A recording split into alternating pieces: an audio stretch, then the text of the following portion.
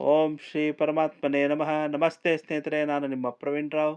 ಇವತ್ತು ಶ್ರೀಮದ್ ಭಗವದ್ಗೀತೆಯ ಅಧ್ಯಾಯ 1ರ ಅರ್ಜುನ ವಿಷಾದ ಯೋಗದಲ್ಲಿ ರಥವನ್ನು ಎರಡು ಸೈನ್ಯದ ನಡುವೆ ನಿಲ್ಲಿಸಿದ ಬಳಿಕ ಶ್ರೀಕೃಷ್ಣನು ಯುದ್ಧಕ್ಕಾಗಿ ಸೇರಿದ ಎಲ್ಲ ವೀರರನ್ನು ನೋಡುವಂತೆ ಅರ್ಜುನನಿಗೆ ಹೇಳುವುದು. ಇದು ಶ್ಲೋಕ 23. ಇದರ ಅರ್ಥವನ್ನು ಸಹ ತಿಳಿದುಕೊಳ್ಳೋಣ. ಸಂಜಯ ಉವಾಚ ಏವಾ ಮುಕ್ತೋ ಋಷಿಕೇಶೋ ಗುಡಾಕೇಶೇನ ಭಾರತ ಸೇನೆಯೋರುಭಯೋರ್ಮಧ್ಯೆ ಸ್ಥಾಪಯಿತ್ವಾ ರಥೋತ್ತಮಂ ಭೀಷ್ಮದ್ರೋಣ ಪ್ರಮುಖತಃ ಸರ್ವೇಷಾಂ ಚ ಮಹೀಕ್ಷಿತಾಂ ಉವಾಚ ಪಾರ್ಥ ಪಶ್ಚೇತಾನ್ ಸಮವೇತಾನ್ ಕುರುನಿತಿ.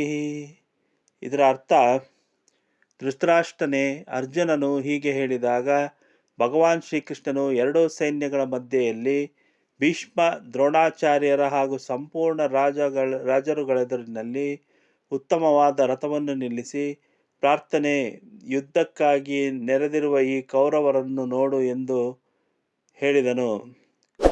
ಇಷ್ಟವಾದರೆ ಲೈಕ್ ಮಾಡಿ, ಕಮೆಂಟ್ ಮಾಡಿ, ಸಾಧ್ಯವಾದಷ್ಟು ಶೇರ್ ಮಾಡಿ. ಧನ್ಯವಾದಗಳು.